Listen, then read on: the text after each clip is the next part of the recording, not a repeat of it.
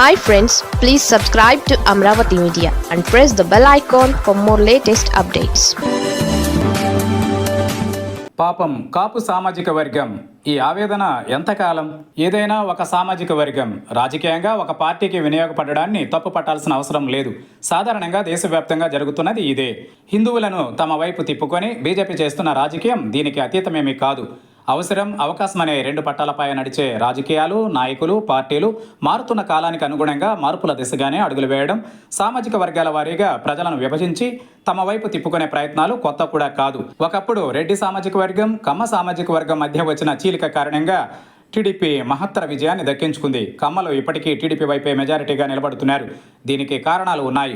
వారిని రాజకీయంగా చైతన్యం చేయడంతో పాటు పదవులు, అధికారాల విషయంలో నాడు ఎన్టీఆర్ నుంచి నేడు చంద్రబాబు వరకు మెజారిటీ పాత్ర పోషించారు. ప్రధానంగా రెడ్డి ఆధిపత్య రాజకీయాలు కొనసాగిన సమయంలో కమ్మ ఆధిపత్య రాజకీయాలకు పురుడు పోశారు. ఇలా చూసుకుంటే రాష్ట్రంలో కాపుల పరిస్థితి ఏంటి అనేది చర్చకు వచ్చే అంశం. 2014కు ముందు కూడా కాపులు రాజకీయ వస్తువుగానే పరిగణించే పరిస్థితి ఉంది. 2007లో పుట్టిన ప్రజారాజ్యంతో స్పష్టమైన విభజన కనిపించింది. కాపులు ఆ పార్టీకి అనుకూలంగా మారిపోయారు. అప్పటి వరకు కాంగ్రెస్లో ఉన్న వంగవీటి రాధ, టీడీపీలో ఉన్న గంటా శ్రీనివాసరావుతో పాటు పదుల సంఖ్యలో ఉన్న నాయకులు కూడా ప్రజారాజ్యం వైపు మొగ్గు చూపారు. చిరంజీవిని భుజాన వేసుకున్నారు. అయితే నాటి ఫలితాలలో 18కి మించని సీట్ల కారణంగా ఈ పార్టీ తర్వాత కాలంలో కాంగ్రెస్లో విలీనం అయిపోయింది. అంటే ఇక్కడ ప్రధాన అంశం కాపుల కోసం పుట్టిన పార్టీగా చెప్పుకున్న ప్రజారాజ్యం వారికి ఆదరువుగా నిలవలేదన్నది వాస్తవం. దీంతో 2014 వరకు కాపులకు ప్రత్యేకంగా గుర్తింపు కానీ, ప్రత్యేక రాజకీయ అవనిక కానీ లభించలేదు. అయితే కాపుల కోసం నిలబడిన వారు మాత్రం ఉన్నారు. హరిరామ జోగయ్య, ముద్రగడ పద్మనాభం వంటి వారు కాపుల కోసం, వారి భవితవ్యం కోసం ప్రయత్నాలు చేశారు. అయితే వీరి తాలూకు ప్రభావం ఉన్నా అది 1-2 జిల్లాలకు మాత్రమే పరిమితమైంది.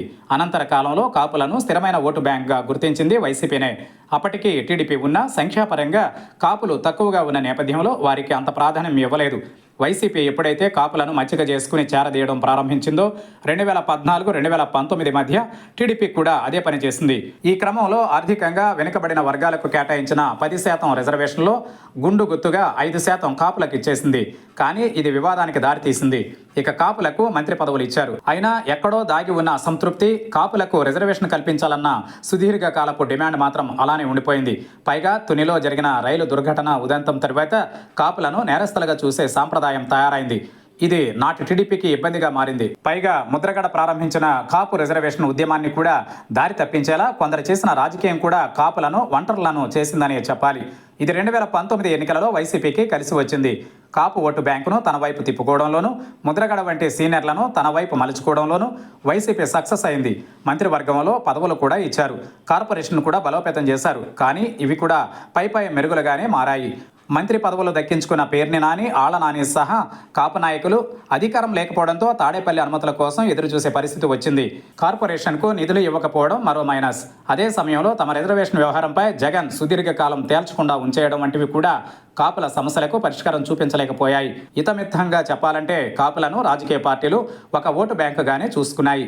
టీడీపీ వైపు వెళ్లకుండా వైసీపీ, వైసీపీ వైపు వెళ్లకుండా టీడీపీ ప్రతి వ్యూహాలతో కాపులను కట్టడి చేసే ప్రయత్నాలు సాగాయి. ఇలాంటి సమయంలో చీకటిలో చిరు దివ్య మాదిరిగా కాపుల పక్షాన అని నేరుగా చెప్పకపోయినా ప్రశ్నిస్తానంటూ వచ్చిన జనసేన పార్టీపై కాపులకు అంచనాలు పెరిగాయి.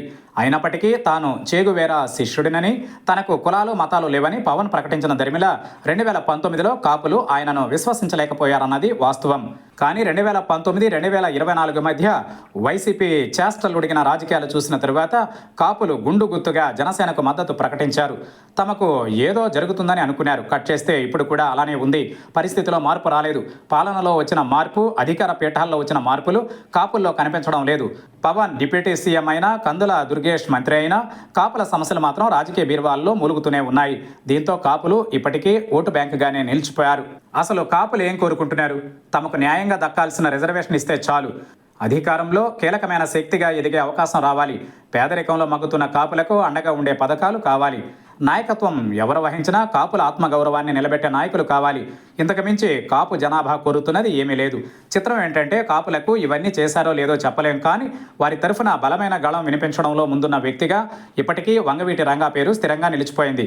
సో కాపుల కోసం, కాపుల చేత, కాపుల వలన అన్నట్టుగా వారి తలరాతలు మార్చే నాయకుల గ్యాప్ అలానే ఉండిపోయిందనడంలో సందేహం లేదు.